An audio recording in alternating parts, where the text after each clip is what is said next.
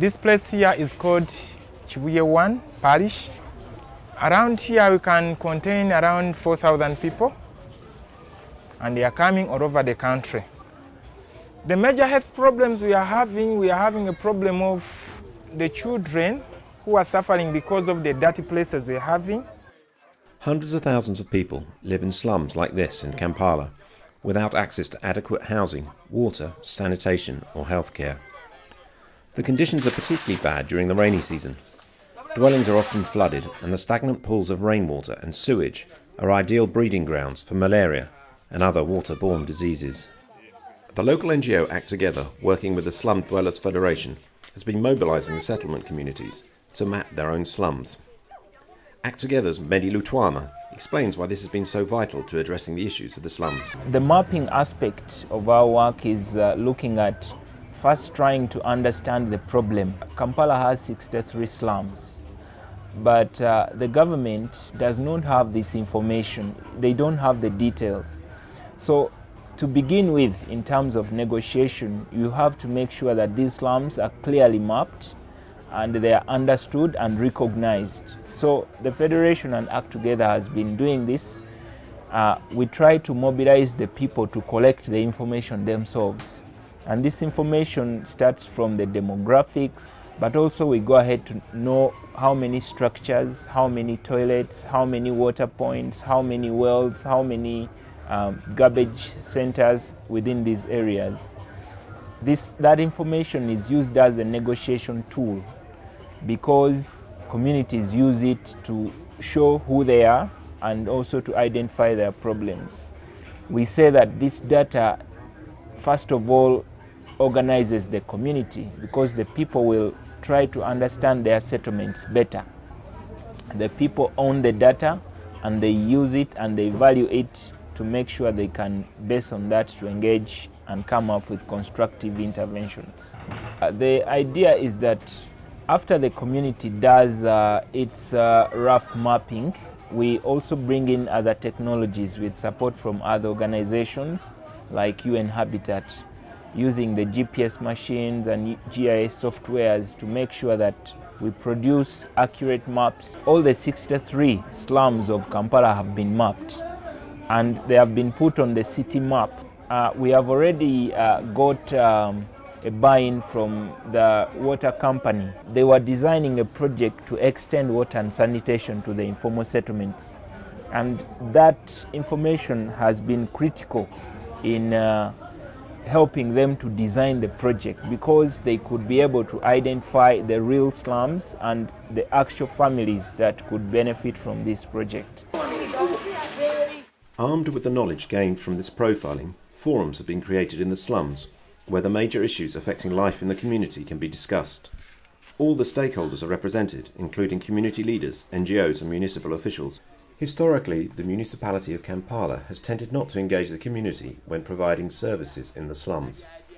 Hassan Chiberu, chairman of the National Slum Dwellers Federation, says this has often led to failure.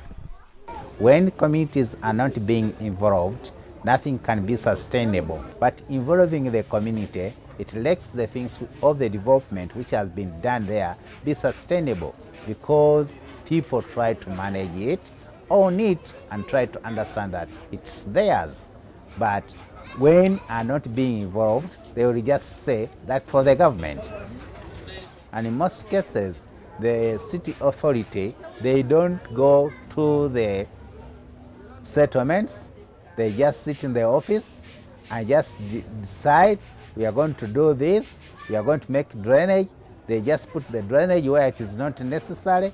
They put the toilet where they don't need the toilet. All things just go like that. Medi Lutwama says these forums have proved successful in starting to tackle some of the most pressing issues facing the slums. The idea of the settlement forum is bringing that platform closer in the settlements to begin with what are the basic issues that are affecting the community.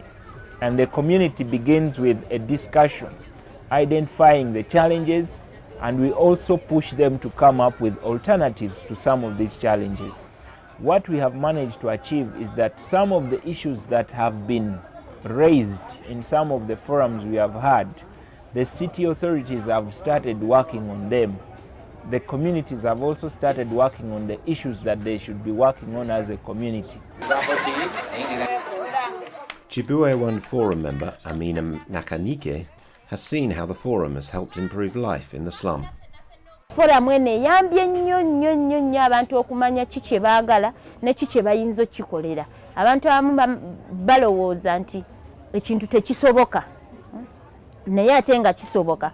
Kati nga ekyakasasiro ngalowooza nti emmotoka tesobola kujja mmutuukako kutwala kasasiro oyo kyava amukwata n'amuyiwa mwala. Naye forum ene etuyambye nti tusobola okugenda ku state council ne tujjayo emmotoka ne tuzibaleetera ne basobola okubajjako kasasiro. Naye ate luli kye baali tebamanyi nga forum tennaba kujja.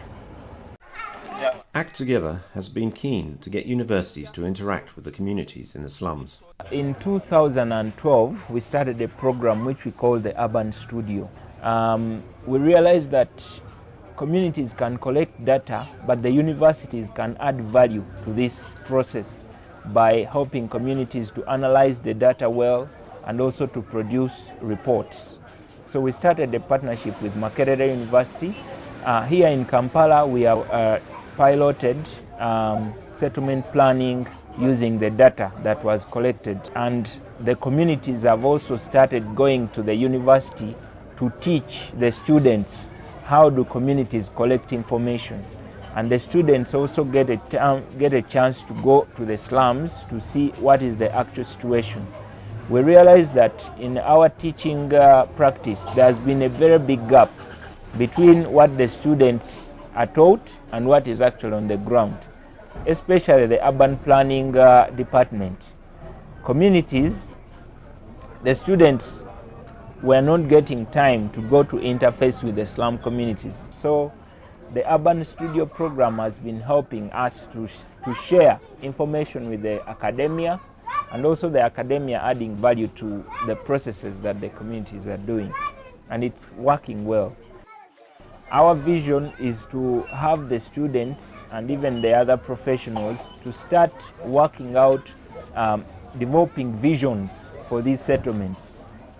Communities coming up with a dream that in the next 20 years, this is how we want our settlement to be. We don't have a road now, but in 5 years we would like a road, and this is where we would like this road to pass. This is where we would like a health center, this is where we would like a public toilet, and all the other social amenities. Even in areas of housing, because housing has been left entirely to the slum dwellers. No plans are approved.